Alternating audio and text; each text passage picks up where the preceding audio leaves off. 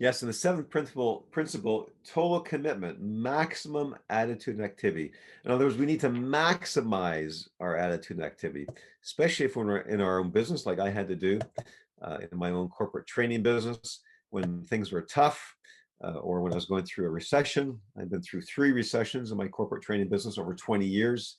And I knew the only option I have when I was in the midst of a recession or a very low business or a bad economy is I had to maximize my attitude and I had to maximize my activity. Well, what's that mean exactly? Well, maximize my attitude, just like the previous principle. I had to see it, I had to believe it, and I had to act upon it. So I had to keep myself a high level, like motivated and positive and expecting, and high energy.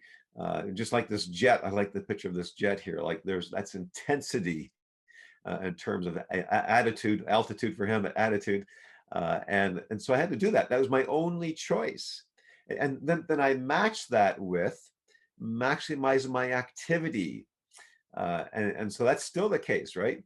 And I would call them my high payoff activities. So I just focus on these high payoff activities, not the low payoff ones. So I'd be prospecting, every hour of the day. I'd be booking appointments every hour of the day. I'd be going on those meetings. I'd be putting proposals in to do work with them. So I just had to maximize those two things. And the question, obviously, I mean, it takes a lot of effort and energy. It's not easy work. And yes, we love what we do, hopefully. It's much easier that way, but it still takes energy and effort. And so a key question we might want to ask ourselves is, how can we get leverage on ourselves in order to operate at this maximum attitude and maximum activity? And so you need to figure that out. What's going to motivate you? Is it a big goal? Is it to avoid something very painful, like financial distress, and so on? And so my example of what happened to me is, during the last recession, is I was trying to maximize my attitude. I would go to different excellent workshops, personal development seminars, and so on. And this one in particular, it was these kinds of principles and concepts, and I wanted to get selected by the facilitator to get challenged in this way. So yes, I was putting out the right energy to get selected, and so I'm standing up in front of a couple hundred people, and he's walking me through this process.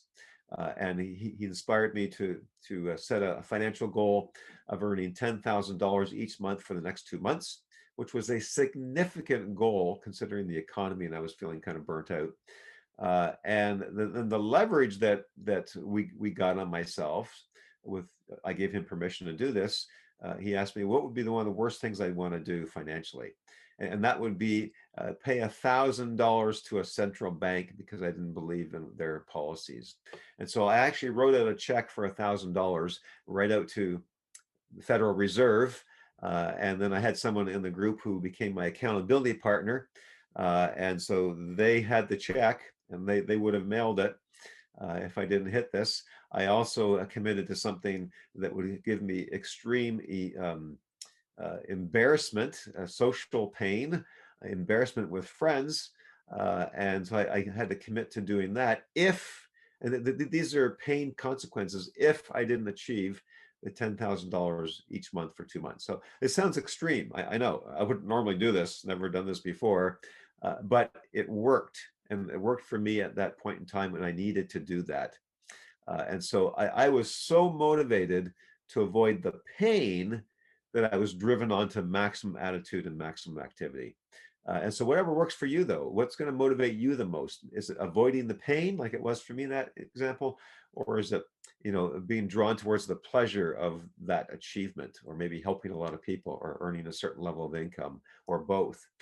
So the key is figure out how you can get leverage on yourself to maximize your attitude and your activity.